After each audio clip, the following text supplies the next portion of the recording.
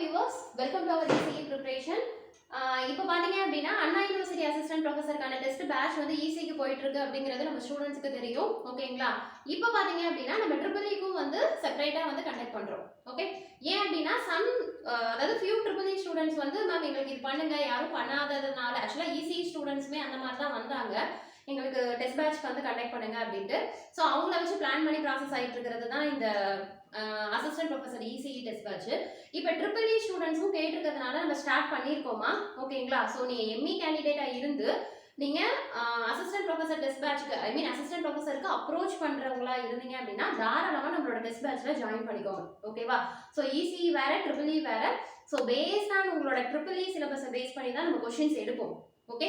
So அதுவுமே பார்த்தீங்க அப்படின்னா 70% வந்து உங்களுக்கு கேட் கொஸ்டின்ஸ் இருக்கும். ஏன் அப்படின்னா நீங்கள் எழுத போகிறது வந்து ஹை கிரேடு தென் அசிஸ்டன்ட் ப்ரொஃபஸருக்குங்கும் போது உங்களுக்கு ஸ்டாண்டர்டே கேட் லெவலில் இருக்கும். ஓகேங்களா? ஸோ அதனால் கொஷின்ஸே நம்ம அந்த மாதிரி தான் நான் எடுத்திருக்கிறேன் நான்.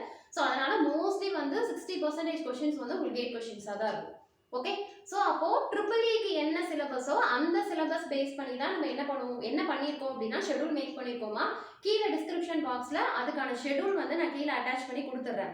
ஸோ நீங்கள் முதல்ல ஷெடியூல் பாருங்கள். ஓகே? எக்ஸாமும் பார்த்தீங்க அப்படின்னா நமக்கு இப்போ ஆக்சுவலாக மார்ச் ஃபர்ஸ்ட் வீக்காக இருந்தது அப்படின்னா நமக்கு இப்போதைக்கு நோட்டிஃபிகேஷன் வந்திருக்கணும், எக்ஸாம் டைமிங் ஏதாவது வந்திருக்கணும். பட் இது வரைக்கும் வராததுனால நம்ம கொஞ்சம் இன்னுமே ரொம்ப ரிலாக்ஸ்டாக படிக்கலாம். ஓகேங்களா? மோஸ்ட்லி உங்களுக்கு மார்ச் லாஸ்ட்டாக கூட இருக்கலாம், இல்லை அதையும் தாண்டி தள்ளி போகலாம். ஓகேவா? பட் தள்ளி போகிறது நல்லதுக்குன்னு நினச்சிக்கோங்க.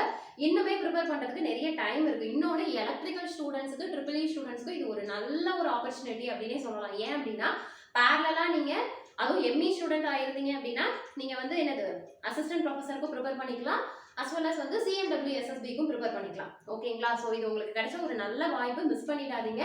இது ரெண்டுல ஏதாவது உள்ள போகிற மாதிரி பாருங்க. எம்இ கேண்டிடேட் கண்டிப்பாக ஏபிக்குள்ளே போகிற மாதிரி பாருங்க. பிஏ முடிச்சவங்க வந்து மெட்ரோ வாட்டர் சப்ளை இதில் வந்து உள்ள போகிற மாதிரி பாருங்க. ஓகேங்களா?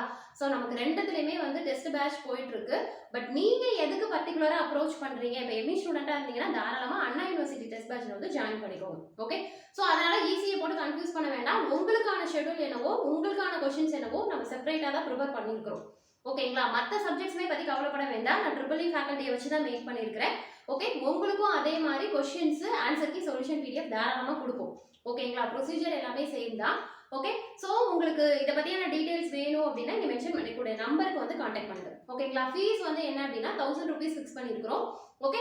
ஸோ உங்களுக்கு ஜாயின் பண்ணணும் அப்படின்னா இல்லை உங்களுக்கு ஏதாவது டவுட்ஸ் எதுனாலும் நீங்கள் மென்ஷன் பண்ணிக்கூடிய நம்பருக்கு கான்டாக்ட் பண்ணுங்கள். ஓகே? தேங்க்யூ.